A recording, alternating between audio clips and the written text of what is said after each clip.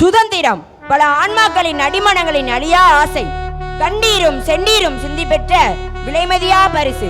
மண்ணை காக்க கொடுந்துயிரிற்று இன்னுயிர் இந்த தியாகிகளின் தனியா தாக உரையை இங்கு காண்போம்.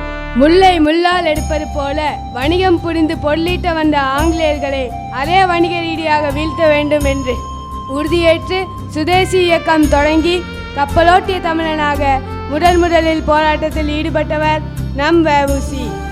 செல்வ செழிப்பான குடும்பத்தில் பிறந்தாலும் நம் நாடு அந்நியருக்கு அடிமையாக இருக்கக்கூடாது என்ற உயரிய நோக்கத்திலும் அனைவரும் விடுதலை காற்றை சுவாசிக்க வேண்டும் என்ற உயரிய எண்ணத்திலும் போராட்டத்தில் ஈடுபட்டு சிறை சென்று நமக்காக செக்கிழித்த செம்மல் நம் பள்ளி ஈன்ற நல்முத்து வ.உ. சிதம்பரனார். இந்திய நாட்டையே வீடாக நினைத்து திருமணமே செய்யாமல் வாழ்ந்து சிறு வயது முதல் உழைத்து பல ஆண்டு சிறை சென்று நாம் இன்று சுதந்திர காற்றை சுவாசிக்க உறுதுணையாக இருந்த தியாகிகளில் ஒருவர்தான் கல்வி கண் திறந்த பெருந்தலைவர் காமராஜர். ஆங்கிலேயர்கள் தடியால் கொடூரமாக தாக்கிய போதும் அதனால் தன்னுடைய இன்னுயிரை இழந்த போதும் கையில் பிடித்த தேசிய கொடியை மண்ணில் விழாமல் நிலைநிறுத்தினார் ஒரு மாவீரன்.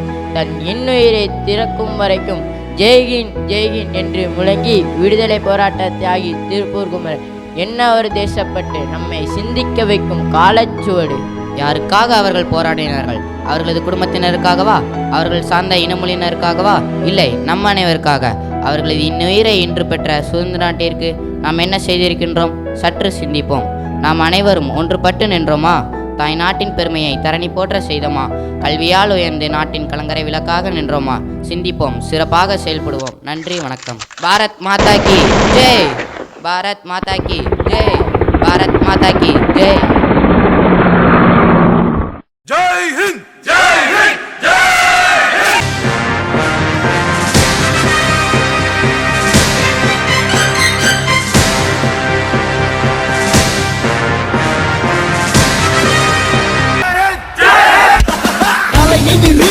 நரம்புகள் துடிக்குது, களம் இறங்கு, கண் இரண்டிலும் விரித்தனம் பல மடங்கு.